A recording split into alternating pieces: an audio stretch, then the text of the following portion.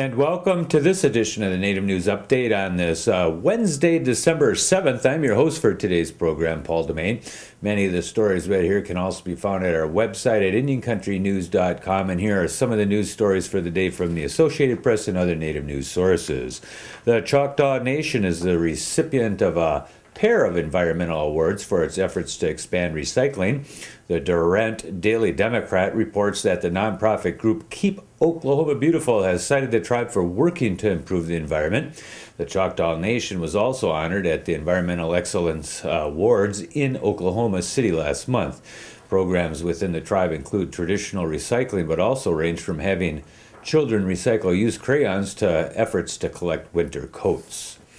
Federal authorities are offering a reward of up to $5,000 for information leading to the arrest of two suspects in a convenience store robbery on the Pine Ridge Indian Reservation of South Dakota. The suspects brandished a gun and demanded money from the clerks at Yellowbird's convenience store in the town of Pine Ridge on November 26th and fled on foot. Reservation officials had earlier offered a $1,000 reward in the case.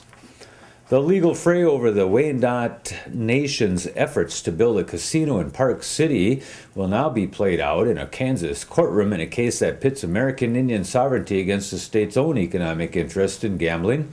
The Wyandotte Nation initially filed its federal lawsuit in Washington, D.C., seeking to force the Interior Department to accept into trust a tract of Park City land the tribe bought in 1992. The Indian Gaming Regulatory Act allows tribes to conduct gambling only on Indian lands, defined as land within its reservation or held in trust by the United States. On December 5th, the case was formally transferred to Kansas over the tribe's objections. The move follows U.S. District Court Judge Beryl Howell's ruling last month that this dispute is a matter of significant local interest that could be best handled in the federal judicial district where the land is located. The case was assigned to U.S. District Judge Julie Robinson in Topeka.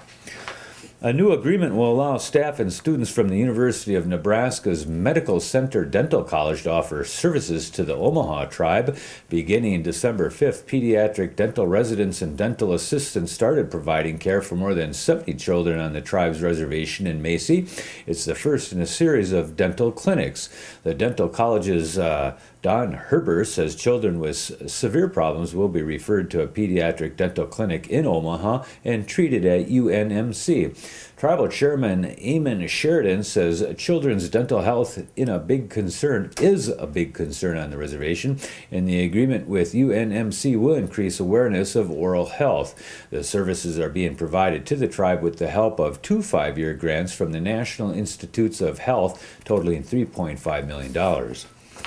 Montana's governor said December 5th he will not block the relocation of 68 bison to two American Indian reservations, saying concerns over whether the animals could harbor the disease brucellosis have been resolved.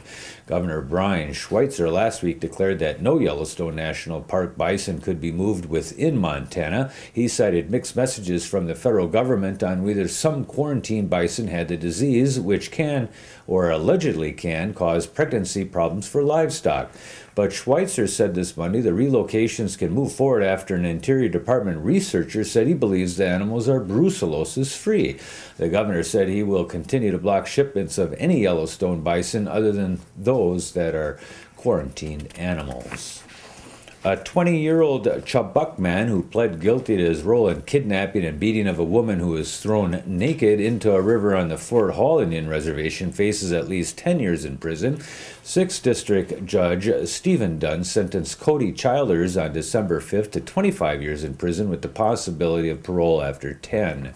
Dunn was concerned about accepting the sentencing recommendations in the plea agreement for first-degree kidnapping and principal to attempted first-degree murder in the April attack last year, especially given Childers' lack of remorse. But Dunn said the pre-sentence report and Childers' attitude indicated he would likely serve more than 10 years. 3 others pled guilty to the same charges. The final defendant, 19-year-old Carissa Salas, is scheduled to be sentenced on January 17th. For Wisconsin poets, the Wisconsin Fellowship of Poets, a statewide nonprofit organization in its 61st year, reminds everyone that the 2012 WFOP Muse Prize for Excellence in Poetry is open to all Wisconsin residents 18 years of age or older. The contest, which opened December 1st, 2011, has a closing postmark deadline of February 1st, 2012. A first place prize of $200 and the Muse Trophy will be awarded at the Fellowship Conference to be held on April 28th of next year in Madison, Wisconsin. The second place winner receives $100 and the third place $75. For rules and entry form, you can download the information from the contest page at wfop.org, and a small entry fee is required for that. And that's going to be another roundup of news from Indian Country on this edition of the Native News Update. We want to thank you for joining with us, and come back again.